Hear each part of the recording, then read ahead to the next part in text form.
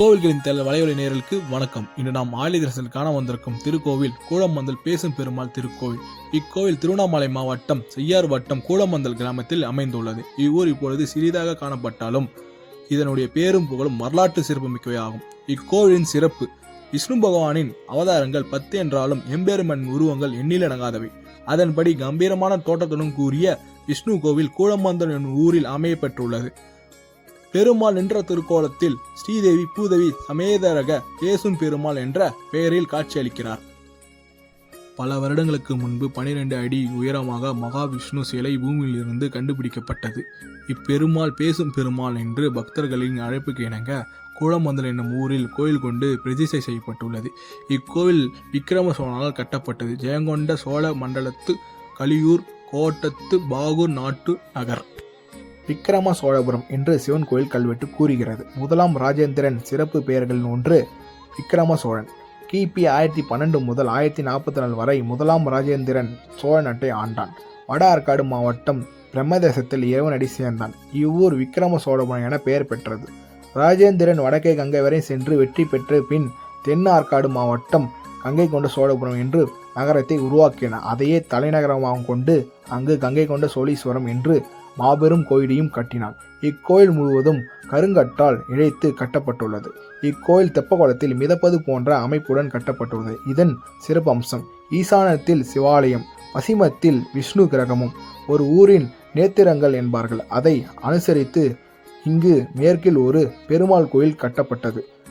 அந்த கோயிலேயே பேசும் பெருமாள் திருக்கோயிலாகும். பேசும் பெருமாள் பெயர் காரணம்: ஆந்திரா மாநிலத்தில் உள்ள நெல்லூரையும் நம் காஞ்சிபுரத்தையும் தலைநகரமாக கொண்டு ஆட்சி புரிந்தவர்கள் தெலுங்கு சோழர்கள்.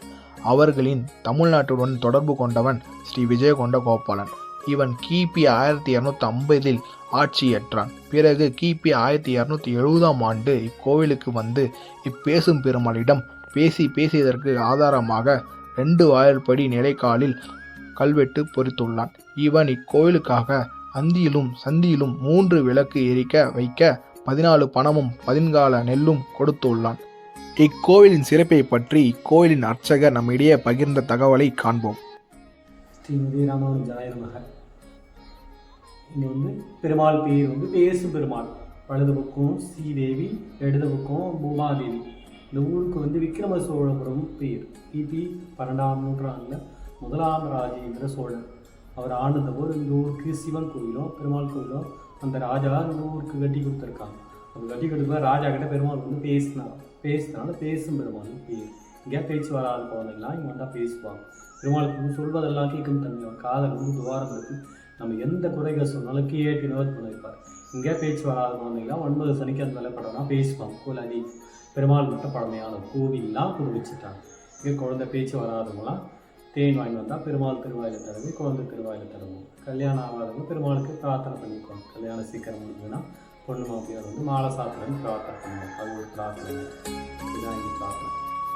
கோவிலின் திருவிழா நாட்கள்: வைகாசி விசாகம், கருட சேவை, தமிழ் வருட பிறப்பு, திருவாடி பூசம், கிருஷ்ண ஜெயந்தி, புரட்டாசி 5 சனிக்கிழமைகள், வைகுண்ட ஏகாதசி மற்றும் வாரந்தோறும் சனிக்கிழமை ஒரு சிறப்பு அபிஷேகங்கள் நடைபெறுகிறது.